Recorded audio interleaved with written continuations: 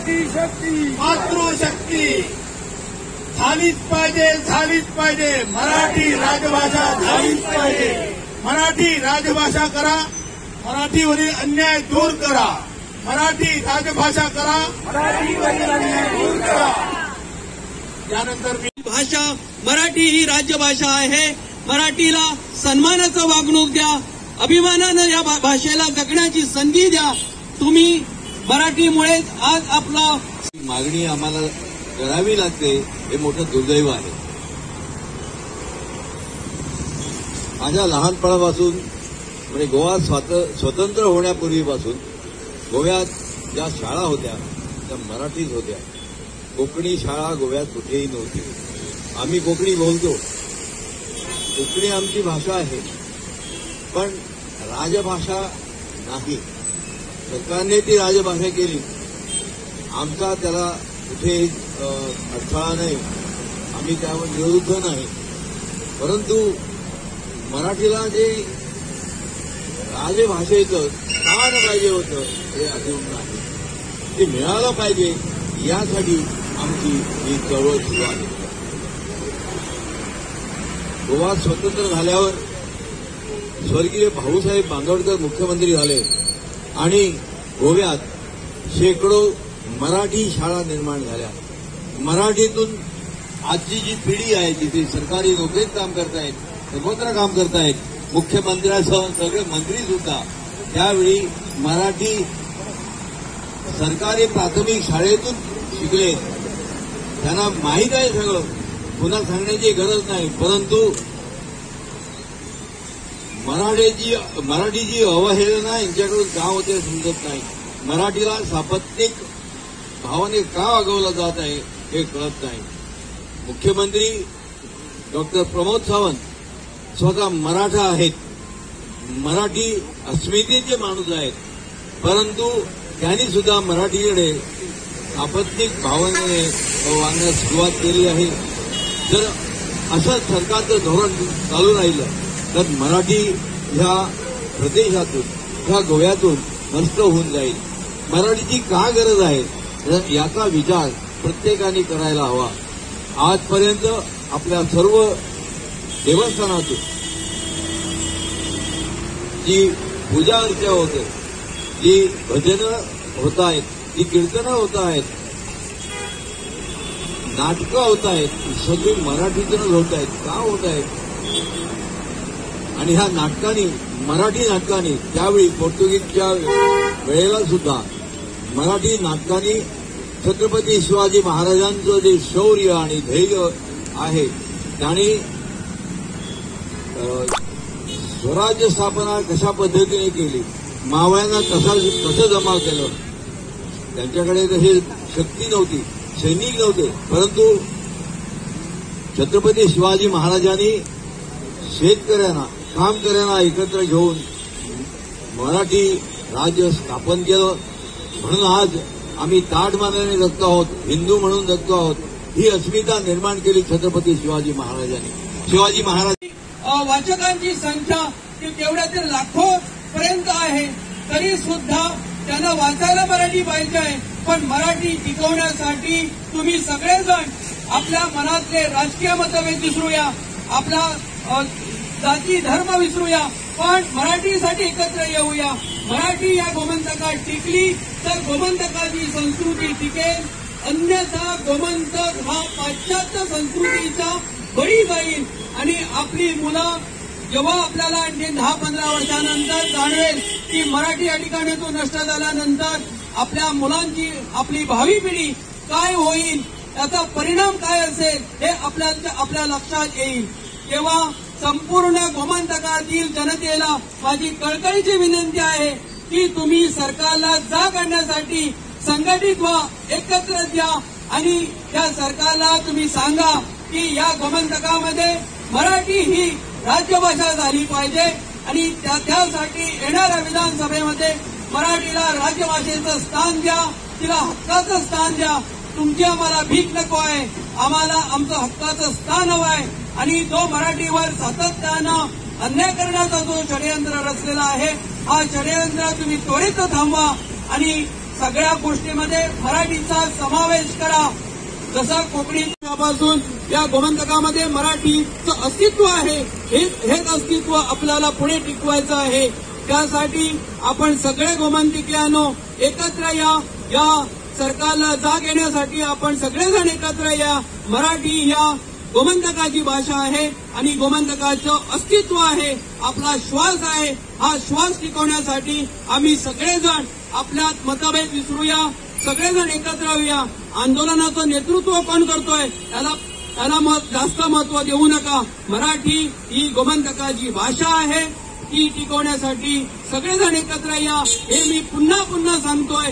सरकारला माननीय मुख्यमंत्री प्रमोद सावंतजींना सांगतोय की तुम्ही या गोमंतकाच्या अस्तित्वाला, गोमंतकाच्या अस्मितेला, गोमंतकाच्या संस्कृतीला, गोमंतकाच्या धार्मिक कार्याला तुम्ही कुठे आड येऊ नका. ही सुद्धा परीक्षा घ्या. आज आपण पाहतो की तुम्ही म्हणतात की बाहेरची माणसं येतील आणि नोकऱ्या मिळवतील, पण आज बाहेरची माणसं येऊन कोकणी शिकतात, पण त्यांना नोकरी मिळवायची असेल बाहेरच्या लोकांना ते कशा माध्यमातून मिळवतील. पण आपल्या स्थानिक युवकांवर जो अन्याय होता कामा नये, ते सातत्यानं गेली अनेक वर्षापासून या ठिकाणी मराठी शिकतायत. त्या विद्यार्थ्यांवरती आपण अन्याय करू नका.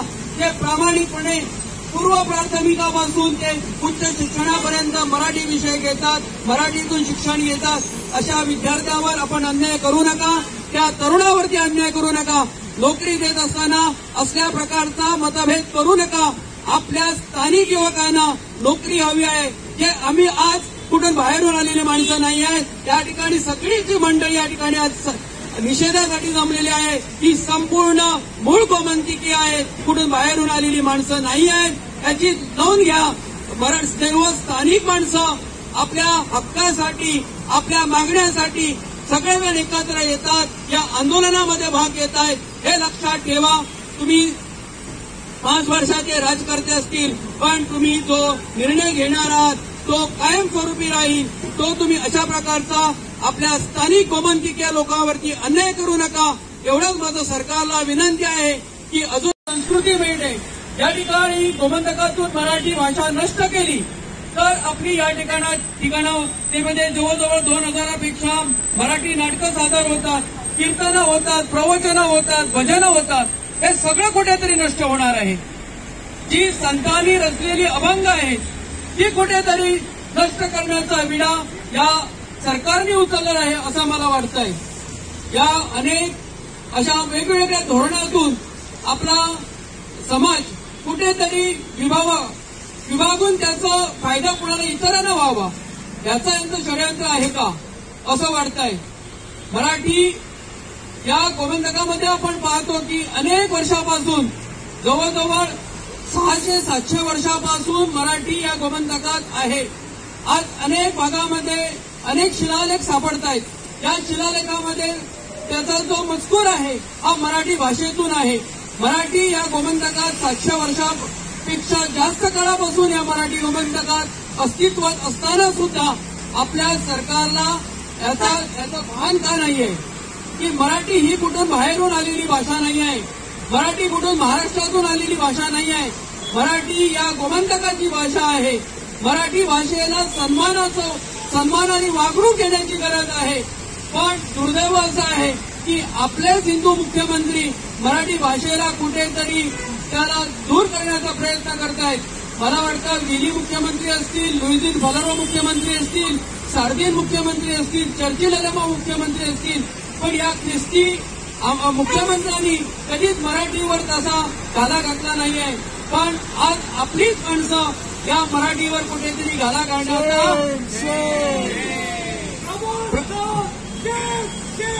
हा जो षडयंत्र चाललाय, हा षडयंत्र कुठेतरी मोडीस करण्यासाठी आपल्याला एकत्र यावं लागेल. पण आज दुर्दैव असं आहे की पालक वर्ग असो, शिक्षक वर्ग असो किंवा सामान्य नागरिक असो, सगळेजण अशा आंदोलनामध्ये सहभाग घेण्यासाठी घाबरतात. कारण प्रत्येकाचा व्यक्तिगत कुठेतरी स्वार्थ असतो. पण अशा प्रकारच्या आंदोलनामध्ये आपण सहभाग झालो तरच आपली या ठिकाणची संस्कृती टिकेल, साहित्य टिकेल. आज आपण बघतो की गोव्यात 2 भाषा असतात, एक कोंकणी आणि एक मराठी. कोंकणी भाषा आम्ही उलयता तिचो आमकां तिरस्कार ना, विरोध ना.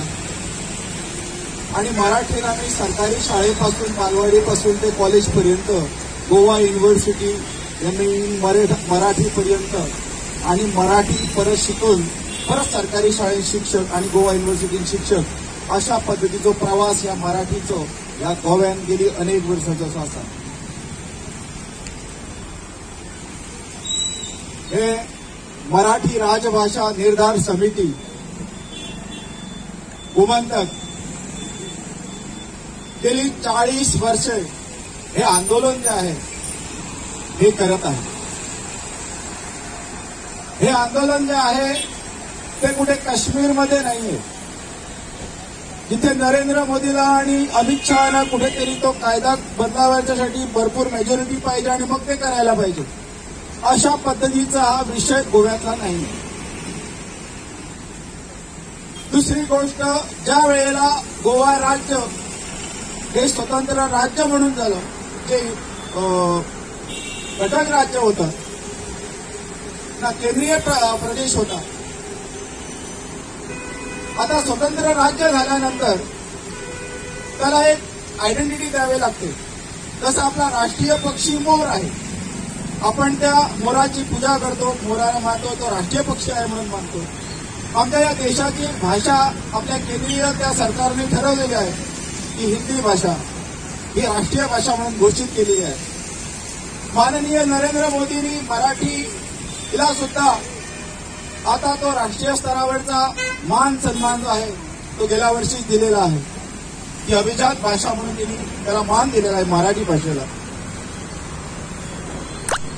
अशा पद्धतीनं त्या त्या राज्याचा, त्या त्या संस्कृतीचा, त्या त्या भाषेचा एक आदर जो आहे तो त्या त्या सरकारने केलेला आहे. आणि त्या समाजाच्या भावना आहे, त्या समाजाची जी संस्कृती आहे त्या समाज त्याच्या त्या आधारावरती जगतो आहे. त्याचा इतिहास त्या मराठी भाषेवरती अवलंबून आहे, त्या संस्कृतीवरती अवलंबून आहे. त्याची सगळी मंदिरे उभी जी आहे ती मंदिरे जी आहेत ती त्या संस्कृतीवरती बरोबर, त्याचबरोबर ही मातृभाषा जी आहे मराठी भाषा जी आहे त्याच्या आधारावर ही सगळी गोव्यातली आपली मंदिरं जी आहेत ती उभी आहेत. गोव्यातल्या ज्या सगळ्या शाळा ज्या आहेत त्या मराठी भाषेवरती अवलंबून आहेत. आणि या मराठी शाळा जवळजवळ 200 आता या आमच्या विचित्र शिक्षण मंत्री, हाफ डे शिक्षण मंत्री, पार्ट टाइम शिक्षण मंत्री डॉक्टर प्रमोद सावंत गेली अनेक वर्ष गोव्यामध्ये शिक्षण क्षेत्रातले लोक ज्या शिक्षण क्षेत्रामध्ये काम करतायत, वरिष्ठ आहेत, त्यांचा गाढा अनुभव आहे, त्याला सांगताय अरे गोव्यासाठी एक स्वतंत्र शिक्षण मंत्री दे, तर तू अडून बसू नकोस, तुझ्या मांडी खाली घालून ते बसू नकोस, तुला पाहिजे ते करू नकोस, तुझ्या मनात येईल ते गोव्याच्या डोक्यावर थापू नकोस.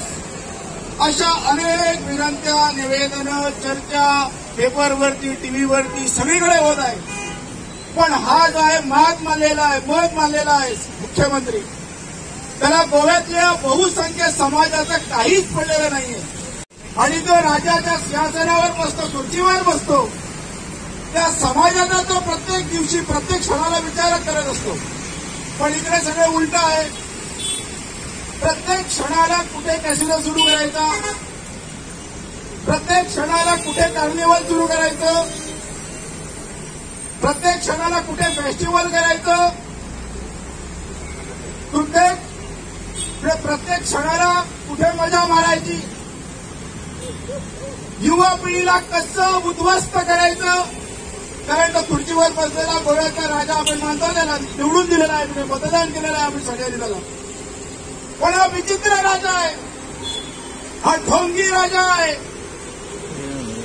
हा गोव्यातला एक सुद्धा विषय सोडत नाहीये. म्हणून मी सांगू इच्छितो या सगळ्यांच्या उपस्थितीमध्ये, इथे जे सगळे जमलेले आहेत हे सगळे माझे मार्गदर्शक आहेत. गेली अनेक वर्ष मी यांच्याबरोबर यांच्या मार्गदर्शनाखाली काम करतोय. त्यांच्यापेक्षा वयाने लहान आहे, पण आंदोलने करत करत गोव्यामध्ये गोव्याची जी वाढ लावलेली आहे, युवक युवतींची वाढ लावलेली आहे, गोव्यातल्या उद्योग धंद्यांची वाढ लावलेली आहे, शिक्षण क्षेत्रातली वाढ लावलेली आहे, गोव्यातले जे टॅक्सी चालक आहेत, मोपा एअरपोर्ट सुरू केला त्यांची वाढ लावली आहे. म्हणजे प्रत्येक क्षेत्रामध्ये वाढ लावणं हा एकमेव धंदा या खुर्चीवर बसलेला डॉक्टर प्रमोद सावंत आहे.